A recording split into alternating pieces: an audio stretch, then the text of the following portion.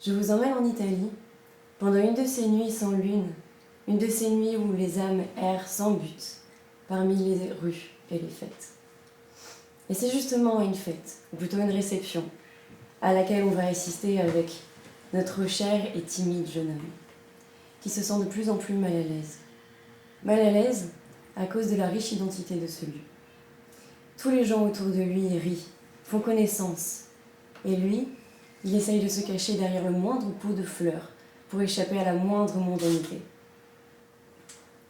Quand tout à coup, dans la foule, il remarque un vieil homme avec un veston rouge qui le rend diablement élégant et vraiment très beau. Et c'est comme si sa timidité s'envole. Alors, il marche vers lui et il lui parle. Au cours de la conversation, il commence à lui demander d'où vient son veston. L'homme le fixe avec des yeux tellement clairs qu'on aurait dit qu'ils sont blancs. Il le met très mal à l'aise et lui répond que c'est un tailleur très peu connu, qui travaille très bien, mais que pour quelques personnes. Ça lui arrive souvent de refuser des clients, mais il peut toujours essayer. Le jeune homme prend la carte du tailleur et l'homme, avec son veston rouge, disparaît. Le jeune homme rentre chez lui avec une impression bizarre. Le regard du vieil homme au veston rouge lui a laissé une impression de mal-être, de malaise. Quelques jours plus tard, il décide de se rendre chez le tailleur. C'est une boutique tout ce qu'il y a de plus normal d'un tailleur en Italie. Une fois dans la boutique, il se sent observé et il finit par voir le tailleur avec un petit regard perçant qui le regarde. Et sans rien lui dire, il s'approche de lui et prend les mesures. À peine il a eu le temps de comprendre ce qui s'est passé, il se retrouve déjà à l'extérieur de la boutique, avec encore une impression de malaise laissée par le tailleur. Quelques jours plus tard, une vingtaine de jours exactement plus tard, il reçoit le veston chez lui. Mais il ne sait pas exactement pourquoi, mais il ne l'essaye pas tout de suite. Peut-être que c'est à cause de l'impression bizarre que le tailleur lui avait laissée. Et un jour qu'il a une réunion importante à son bureau, il se dit ça y est, c'est le jour. Aujourd'hui, je mets mon veston. Il se regarde dans le miroir et son veston lui va parfaitement bien.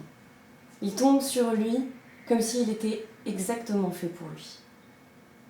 Il se trouve beau pour une des premières fois de sa vie dans le miroir. Et tout fier, il va au bureau. Il dit bonjour à sa secrétaire, rentre dans son lieu pour travailler. Et alors que, à son habitude, il ne met jamais la main gauche dans la poche gauche de ses vestes, cette fois il le fait. Il met la main dans sa poche et il y sent un petit bout de papier. Il se dit que c'est peut-être la note du tailleur, car en y pensant, le tailleur ne lui a demandé aucun argent. Il sort le bout de papier et c'est un billet de 10 000 lire. Il se dit que c'est peut-être le tailleur qui l'a oublié en peut-être le mettant dans la veste, en se trompant, il ne sait pas trop. Alors, il donne la carte du tailleur à sa secrétaire et lui demande d'appeler le tailleur. Il rentre encore une fois dans son bureau et se sent irrésistiblement attiré par la poche gauche de son veston. Il y remet sa main et il ressent un autre petit bout de papier. Il le sort et c'est un autre billet de 10 000 lire. Il était pourtant bien sûr qu'il n'y avait rien juste avant. Il devient tout pâle et c'est à ce moment-là que la secrétaire lui dit « Excusez-moi, monsieur, le numéro que vous m'avez demandé n'est plus attribué. » Le jeune homme commence à trembler et décide de rentrer chez lui en se faisant porter malade. Il pose le veston sur son lit, prend une grande inspiration et remet la main gauche dans la poche gauche de son veston. Et il y ressort un autre billet de 10 000 lire. Et il continue comme ça toute la nuit durant. Et au petit matin, il a un tas énorme de billets devant lui. Il les compte et il a 50 millions de lire. Ça y est, il est riche. Mais il a comme une peur qui l'habite dans son ventre. La peur qu'un jour, les billets arrêtent de sortir de son veston. Il sort de chez lui pour s'acheter... Peu importe, il s'en fout, il est riche. Et il passe devant un kiosque à journaux. Les gros titres annoncent qu'il y a eu un cambriolage et que 50 millions de lire ont été volés. Il y a eu 2 blessés ce soir-là. Est-ce que par hasard, il y aurait un rapport entre le veston et le cambriolage? Non, c'est ridicule de penser comme ça. Alors, le jeune homme continue. Et le soir, il continue à ressortir des billets. Il sort des billets, il ne peut pas s'arrêter, toujours avec cette même peur au ventre qu'un jour, il n'y a plus rien qui sorte de la poche de gauche. Au petit matin, c'est 135 millions de lire qui sont devant lui. La première chose qu'il fait, il sort et va au kiosque à journaux. Il regarde les gros titres. Et ce soir-là, il y a eu un incendie dans un immeuble. Et les dégâts sont estimés à 135 millions de lire. Cette fois, il sait, il n'y a plus de doute. Mais il ne peut pas arrêter. Il continue. Et il sait qu'à chaque fois qu'il sort un billet, ça a des répercussions mortelles dans le monde. Mais il continue, parce que la richesse lui monte à la tête. Et puis, il commence à s'acheter une villa, en se disant que c'est la dernière fois.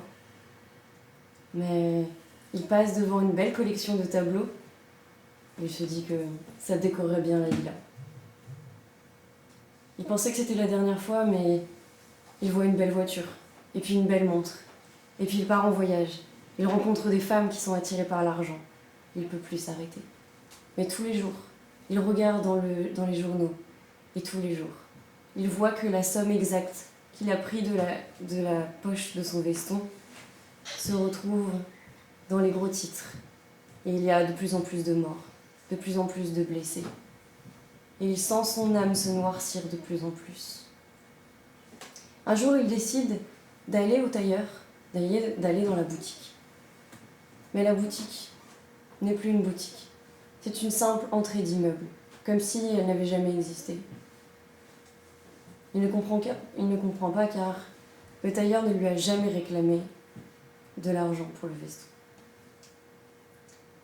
Il continue à dépenser son argent, il continue à profiter des femmes et de tout le luxe qui l'entoure. Mais un jour, il regarde dans le journal et cette fois c'est une retraitée qui a décidé de se suicider car elle n'a pas reçu les 30 000 lire qu'on lui devait pour sa pension. Alors c'est trop. Il décide de prendre son veston, de prendre sa plus belle voiture et d'aller le plus loin qu'il peut aller. Il va jusque dans une forêt. Il marche. Il va au milieu de la forêt. Il prend du bois, pose son veston sur le bois et il met feu. Il se dit que c'est fini.